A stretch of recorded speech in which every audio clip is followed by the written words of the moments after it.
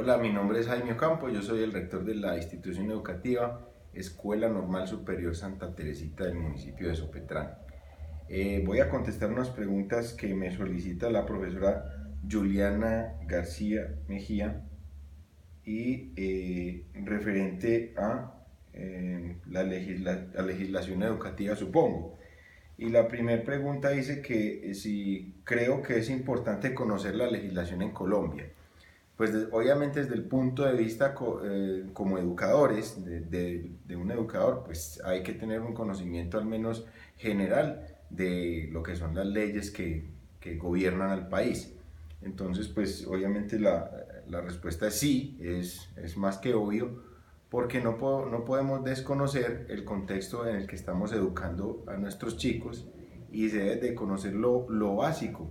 Ojalá pues uno dedicara más tiempo para conocer, aunque conocer la legislación educativa, por lo menos en esa sí tenemos que prestar bastante atención. Sobre las otras leyes que de pronto no tienen mucho que ver con nuestro quehacer pedagógico, pues también habrá que conocer un poquito más por cultura general y para saber incluso qué tipo de políticas le toca a uno diseñar en las instituciones. Este celular se me va como apagando, pero vamos a ver entonces. La otra pregunta que ella me coloca es si se considera conocedor de la legislación educativa del país.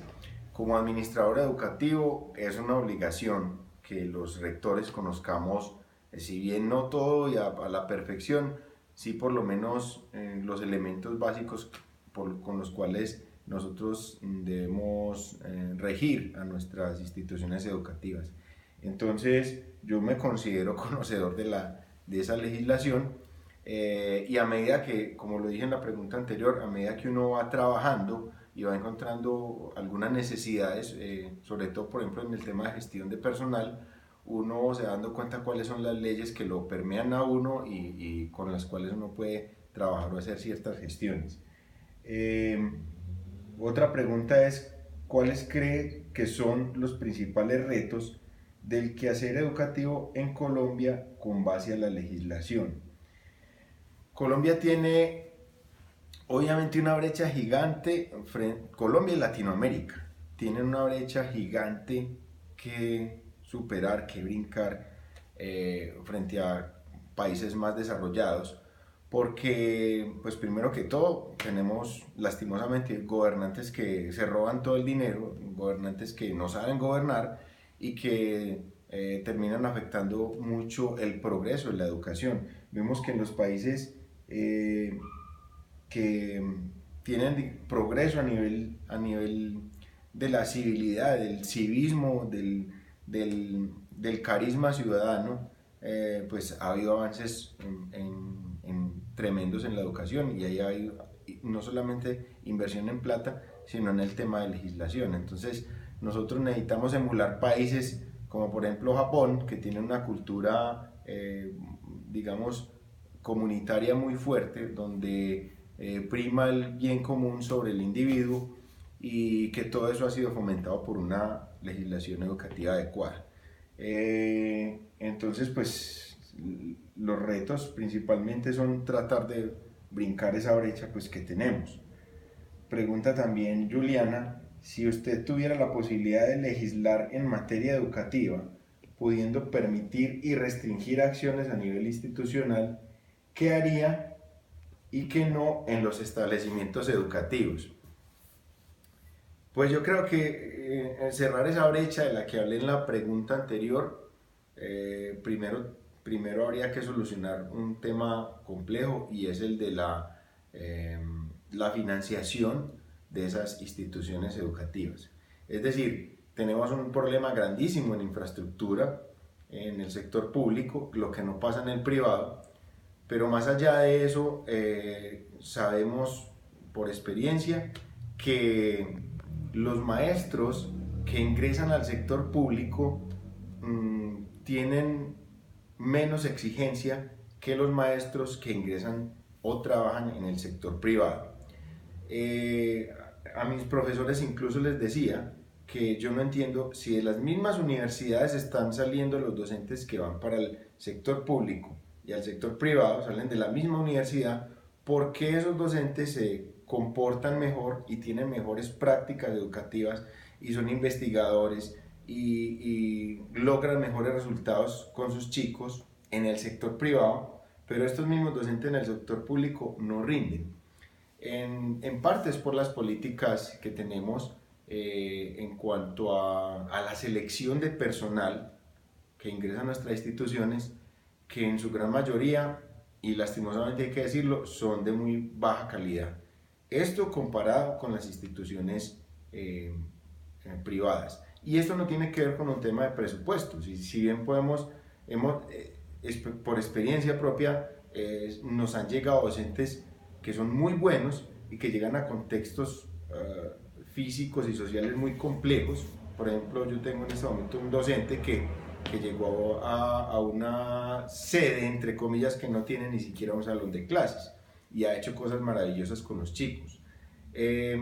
Entonces, eso sería uno de los factores a los que yo le apuntaría mucho, a la formación docente y sobre todo a la selección de personal y a la evaluación del docente en su quehacer en la institución. Porque en este momento en Colombia tenemos una forma de evaluar a los docentes que es, digamos, tan pasiva o los favorece tanto a los malos que es muy difícil sacarlos del sistema. Entonces eso es algo que nos toca trabajar, porque en países donde la educación pues tiene mucho desarrollo, los docentes tienen una formación, primero que todo, muy exigente. Voy a hablar, por ejemplo, del tema de Canadá. Canadá es más difícil ser docente que médico. Entonces, allá las personas que ingresan al sistema educativo son personas muy preparadas y que ganan muy bien, pero porque su trabajo además es muy profesional, sea en el sector privado o en el sector público. Y eso mismo pasa, por ejemplo, en Japón. Los docentes japoneses son personas que ganan muy buen dinero, pero porque además se les exige desde el Estado y desde el sector privado, sin mencionar la apropiación de una cultura de cuidarse el uno al otro. Eso en cuanto a lo que yo, digamos, colocaría. Aquí me preguntan también qué es lo que no harían los establecimientos. Pues es un reto que tenemos y primero trataría de abolir la evaluación cuantitativa, es decir, de estarle poniendo los números y que los chicos avancen por una estadística y no realmente por la apropiación de unos conocimientos. Es decir, la evaluación en Colombia es malísima porque usted no está evaluando los aprendizajes, sino que el chico pasa por una estadística. Entonces usted realmente no sabe qué aprendió y qué no aprendió. El chico es un número y punto, pasó los números y sigue al siguiente grado. Lo otro es el asignaturismo. Tenemos tan fragmentado el conocimiento que los chicos realmente no aprenden nada. No miramos las competencias como una unión de saberes, sino que todos trabajan fragmentados, dándole información separada, y a la hora de la verdad el chico no sabe cómo utilizar esa información en el desarrollo de una competencia. Por último, pregunta Juliana que cuál sería un consejo que yo le daría a los legisladores de la educación en Colombia. Pues inicialmente yo creo que hay que hacer una lectura de contexto. Hay dos cosas que tendrían que hacer. Primero, una lectura de contexto, que se ha hecho montones de veces. Se gastan dineros en estudios que finalmente no se derivan en nada.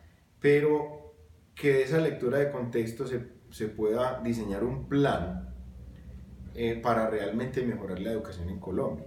Que además se prioricen recursos significativos para que la educación pues avance. Que busquen la manera de, no sé si castigar a quienes se aprovechan del sistema educativo para hacer corrupción. Y también habría que hacer un benchmarking de esas prácticas positivas o que están llevando a otras sociedades a avanzar mucho en todo, porque resulta que se ha dicho y ahora parece una frase cliché que la educación es la que realmente hace que los países progresen. Pero sabiendo eso, en Latinoamérica, especialmente en Colombia, la educación vale huevo para los legisladores. Entonces eso hay que priorizarlo. O sea, es una frase que ha sonado mucho, puede ser de cajón, pero no se pone realmente en práctica. Nada más miren lo que ha pasado con este último gobierno, que si no fuera por las protestas ciudadanas y de los estudiantes especialmente y de los sectores sindicales, nos habrían quitado miles de millones de pesos a la educación pública.